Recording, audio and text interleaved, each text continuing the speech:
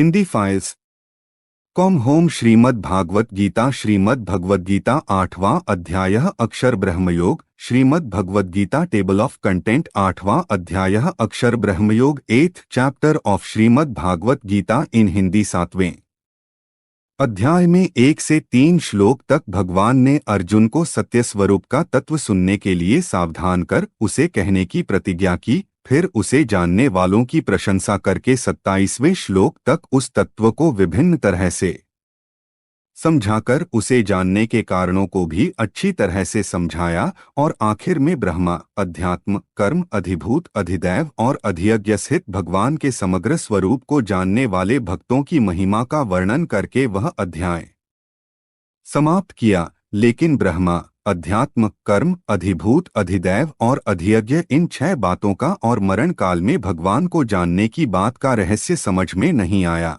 इसलिए अर्जुन पूछते हैं 8th chapter of Shrimad Bhagavad Gita in Hindi अथाष्टमोऽध्यायः अर्जुन उवाच किं तद् ब्रह्मा किमध्यात्म किं कर्म पुरुषोत्तम अधिभूतम च किं प्रोक्तम धिदैवं किमुच्यते। 1 अर्जुन ने कहा है, हे पुरुषोत्तम, वह ब्रह्मा क्या है, अध्यात्म क्या है, कर्म क्या है, अधिभूत नाम से क्या कहा गया है और अधिदैव किसको कहते हैं। 1 अधियज्ञ कथन कोत्र देहस्मिन् मधुसूदन प्रयाण काले च कथन ज्ञेयोसि नियतात्मभिः। 2 हे मधुसूदन, यह अधियज्ञ कौन है और वह इस शरीर में कैसे हैं तथा युक्त चित्त वाले पुरुषों द्वारा अंत समय में आप किस प्रकार जानने में आते हैं। 2 श्री भगवानुवाच अक्षरं ब्रह्मा परम स्वभावोऽध्यात्ममुच्यते भूतभावोद्भवकरो विसर्गः कर्मसंज्ञितः। 3 श्रीमान भगवान ने कहा है, परम अक्षर ब्रह्मा है, अपना स्वरूप अर्थात जीवात्मा अध्यात्म नाम से कहा जाता है तथा भूतों के भाव को उत्पन्न करने वाला जो त्याग है वह कर्म नाम से कहा गया है। 3 अधिभूतम क्षरो भावः पुरुषश्चाधिदैवतम अधियज्ञो में वात्र देहे देहभृतांवर।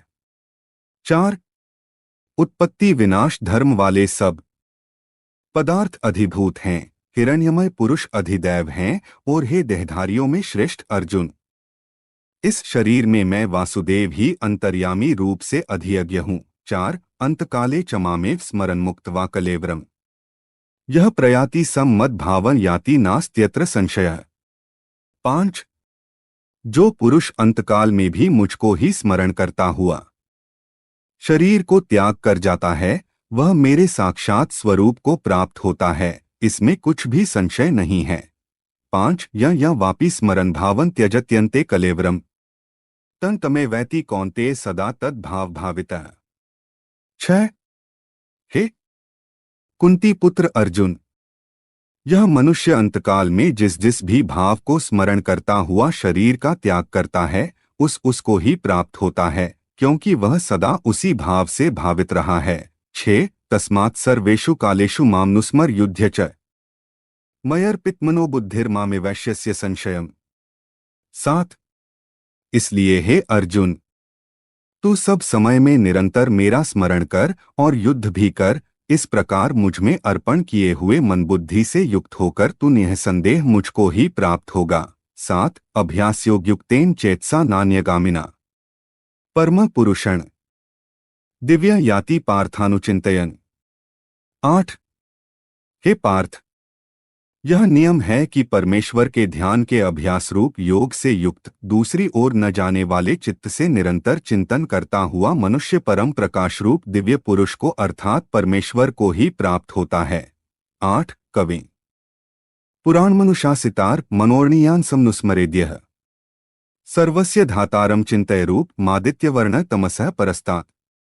9 प्रयाण काले मनसाचलेन भक्तया युक्तो योग बलेन चैव भ्रुवोर्मध्ये प्राणमावेश्य समयक सतंपरं पुरुषमुपैति दिव्यम।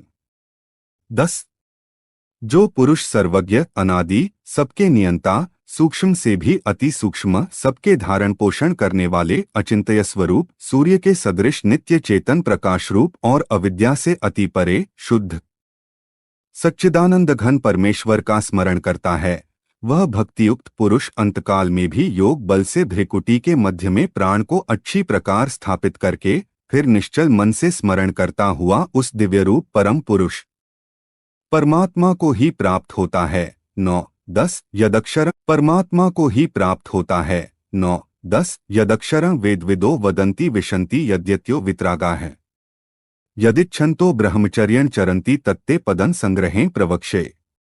11 वेद के जानने वाले विद्वान जिस सच्चिदानंद घनरूप परम पद को अविनाशी कहते हैं, आसक्तिरहित सन्यासी महात्माजन जिसमें प्रवेश करते हैं और जिस परम पद को चाहने वाले ब्रह्मचारी लोग ब्रह्मचर्य का आचरण करते हैं, उस परम पद को मैं तेरे लिए संक्षेप में कहूंगा। 11 सर्वद्वाराणि संयमे मनो हृदि निरुध्य च मूर्धन्याधायात्मनः प्राणमास्थितो योगधारणा।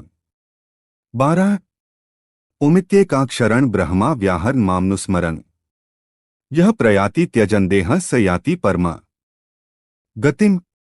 13 सब इंद्रियों के द्वारों को रोककर तथा मन को हृदय देश में स्थिर करके फिर उस जीते हुए मन के द्वारा प्राण को मस्तक में स्थापित करके परमात्म संबंधी योग धारणा में स्थित होकर जो पुरुष इस एक अक्षर रूप ब्रह्मा को उच्चारण करता हुआ और उसके अर्थ स्वरूप मुझ निर्गुण ब्रह्मा का चिंतन करता हुआ शरीर को त्याग कर जाता है, वह पुरुष परम गति को प्राप्त होता है।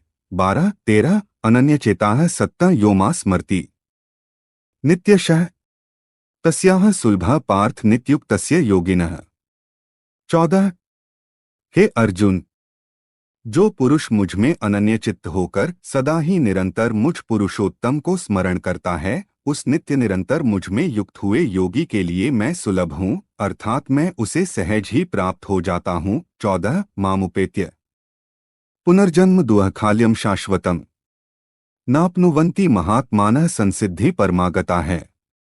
15 परम सिद्धि को प्राप्त महात्माजन मुझको प्राप्त होकर दुखों के घर तथा क्षणभंगुर पुनर्जन्म को नहीं प्राप्त होते। 15 अब्रह्म भुवनाल्लोकाः पुनरावर्तिनोर्जुन मामुपेत्य तु कौन्ते पुनर्जन्म न विद्यते। 16 हे अर्जुन, ब्रह्मलोक सब लोग पुनरावर्ती हैं, परंतु हे कुंती पुत्र, मुझको प्राप्त होकर पुनर्जन्म नहीं होता, क्योंकि मैं कालातीत हूँ और ये सब ब्रह्मादि के लोक काल के द्वारा सीमित होने से अनित्य हैं। 16 सहस्रयुग पर्यंतम हर्यद ब्रह्मणो विदुः रात्रि युग सहस्त्रांता तेहोरात्र विदो जना है।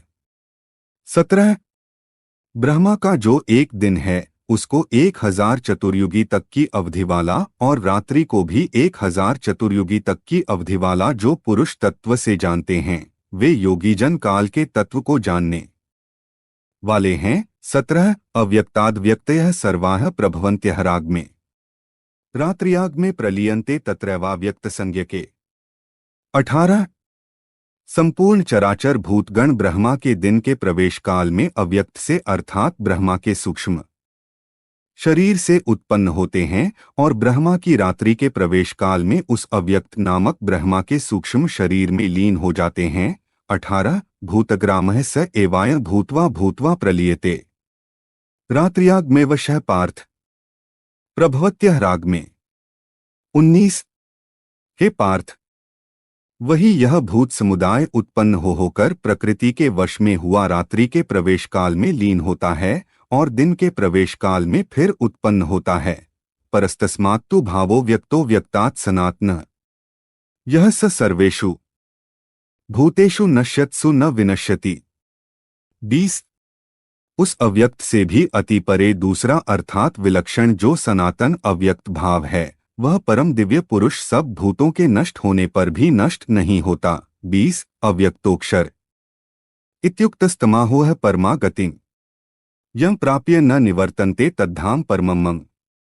21 जो अव्यक्त अक्षर इस नाम से कहा गया है, उसी अक्षर नामक अव्यक्त भाव को परम गति कहते हैं तथा जिस सनातन अव्यक्त भाव को प्राप्त होकर मनुष्य वापस नहीं आते, वह मेरा परम धाम है। 21 पुरुषः स परः पार्थ भक्त्या लभ्यस्तवन्यया यस्यांतः स्थानी भूतानि येन सर्वमिदं ततम्। 22 हे पार्थ, जिस परमात्मा के अंतर्गत सर्वभूत हैं और जिस सच्चिदानंद घन परमात्मा से यह समस्त जगत परिपूर्ण है, वह सनातन अव्यक्त परम पुरुष तो अनन्य भक्ति से ही प्राप्त होने योग्य है। 22 यत्र काले त्वनावृत्तिमावृत्तिं चैव योगिनः प्रयाता यान्ति तं कालं वक्ष्यामि भरतर्षभ।